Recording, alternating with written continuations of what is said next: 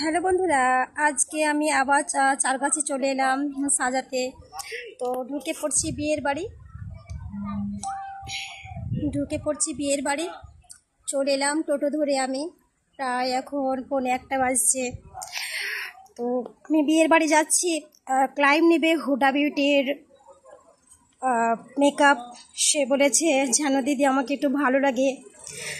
তো আমি দেখি কতটা দূর এগোলো তাদের বিয়ে পড়ানোটা।